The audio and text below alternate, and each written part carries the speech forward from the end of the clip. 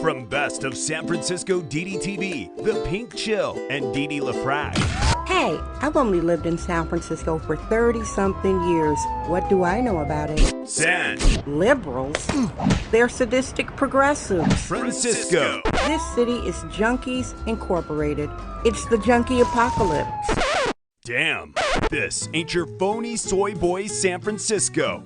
This is the San Francisco Dam Zone. San Francisco Dam is a solo psychodramatic performance art storytelling podcasting platform. Hey everybody, it's Monday, June 7th, 2021. Happy birthday, happy birthday, happy birthday to you. It's somebody's birthday. There are 50 states and 43 countries listening in to this daily Tough Love Kvetchathon storytelling podcast, and all new listeners. Thank you. Make sure to subscribe. My regular listeners, I appreciate you. New listeners, I'm doing this since April 2020. It's the one and only daily podcast out of San Francisco, especially from a biologically born genetic Black woman. That is me. Here's a San Fran Feces Commie Foreign IA weather report. It is currently 56 degrees Fahrenheit, very bright blue skies. We've got a wind advisory.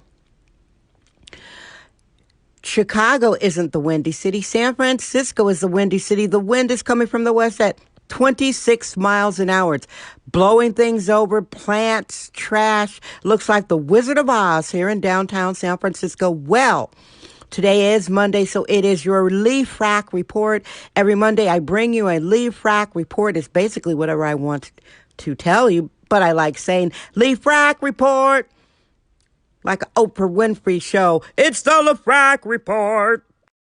San Francisco Dam Daily Truth Bombs. No namby-pamby permission necessary. Today I'm talking about what it's like being a divested Black woman living in San Francisco, California. I already told you that I am a biologically born genetic Black woman. I like to make that distinction, to each their own.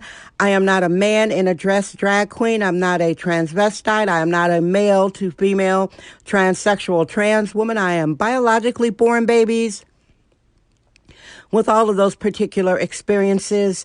I did say Sexist Womanist Bohemian, middle-aged. I don't call myself a liberal anymore. I've been in San Francisco since the 80s. When I think of liberals, I'm like, ugh. Have you seen San Francisco lately? Ugh. Blech. Wow. Junkie apocalypse. New listeners, a junkie is a Merriam-Webster dictionary definition for a narcotics addict. Now, living here as a biologically born Black woman since the 1980s, I've seen so many changes in San Francisco. Currently, I am a widow. Rest in peace, Richard LaFrac. He was my best friend, my soulmate, my arts co-producer. We were very, very close, and we lived together for over 25 years. And my Black ladies listening, you know, when we get with men of different races and we live with them for a long time, we absorb parts of his personality. We learn a lot about his race. And this is a benefit for Black American women and for all women, I believe. Well, all Black women, because that's my perspective. I am not one of those women who likes to cover all women or try to speak for women of different races. That's why I call myself a womanist. I'm not a feminist. I've been calling myself a womanist since the late 1980s. So womanism is nothing new to me. Womanism is a term coined by the writer Alice Walker. I love her. She wrote The Color Purple. Womanism, my definition, is the care and feeding of Black women and children. I mean, come on, look at the statistics. 75% of Black homes are led by Black women.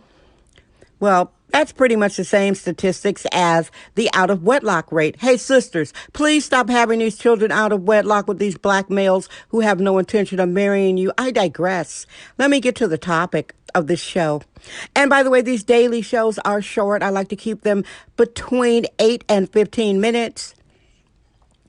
For me right now as a widow living in this COVID rebuilt San Francisco, where our mayor, who also happens to be another Black woman, has allowed all these junkies. I already defined it. A junkie is like a crackhead on fentanyl. People call Black people who are crackheads crackhead, and that's, oh, that's good, a crackhead. But white folks get offended when you call white junkies junkies. It's all racism. A crackhead is a junkie, and a junkie is a crackhead, except they're on fentanyl or heroin. It's all basically the same. Somebody with a hardcore narcotics addiction. This is Sexist Womanist Bohemian Excellence. It's the San Francisco Dam Zone with Didi LaFrac. Life here in San Francisco is, it's been reset. It used to be a really fun city.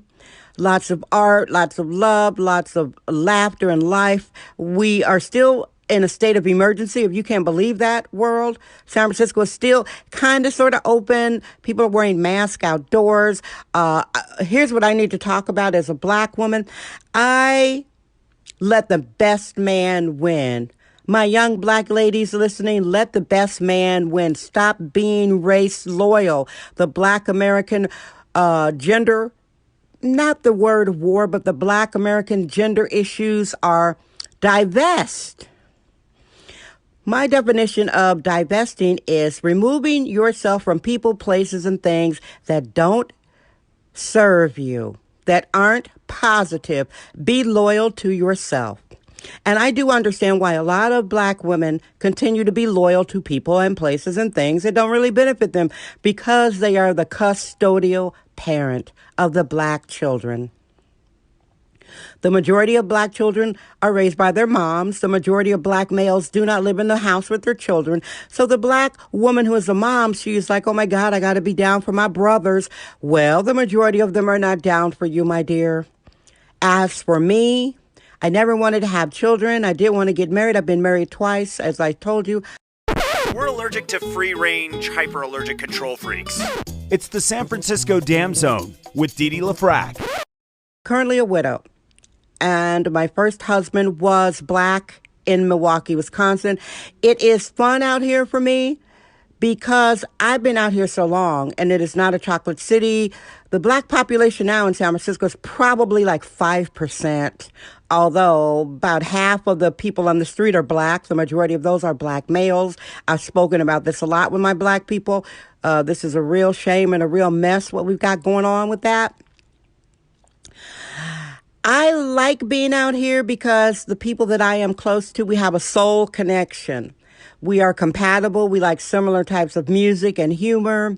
We are able to talk about race. I am diverse and divested, and I have no non-black friends that I cannot speak to about race. Now, I am not being one of those whiners talking about race, race, race. Nobody wants to hear that from a woman. Nobody wants to hear that. That's completely boring to keep talking about race. Besides, people don't want to feel paranoid that they have to be on their like toes thinking they have to protect you or you're going to be so paranoid. So all of my friends were able to talk about race. I have Asian friends, Hispanic friends, white friends.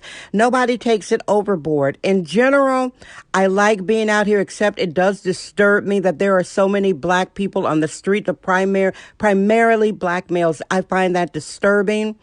When I first came out to San Francisco from Milwaukee, Wisconsin in the 80s, I saw that the liberals were infantilizing black males. They'd be on the street corner. This is before the fentanyl crisis. We have a fentanyl crisis in San Francisco. 713 people died of drug overdoses in San Francisco last year. You read that right. In 2020, 713 versus 230 died with COVID. And it blew my mind how the liberals would coddle black males in the corner, but they're not doing that coddling so tough. They want to contain it. Back to the point, what it's like being here in San Francisco as a black woman without all the street crap. And if all the art was back and we didn't have these COVID closures, I would love it a lot more than I love it right now. I am slightly optimistic that San Francisco can come back, but I'm not so sure. I'm not holding out on it. But I would rather be in San Francisco than someplace like Milwaukee or Detroit. Did this talk make any sense to anybody? Well, I keep it snappy. This is the end of the show. Thank you for listening. I love you. Guess what? I'm Didi LaFrac. I trust my vibe. San Francisco Dam. That's today's episode of the San Francisco Dam Podcast with Sexist Womanist Bohemian Didi LaFrac. Remember to join us tomorrow for another episode. This podcast is brought to you by our sponsors. Head over to sanfranciscodam.com for more sponsorship information.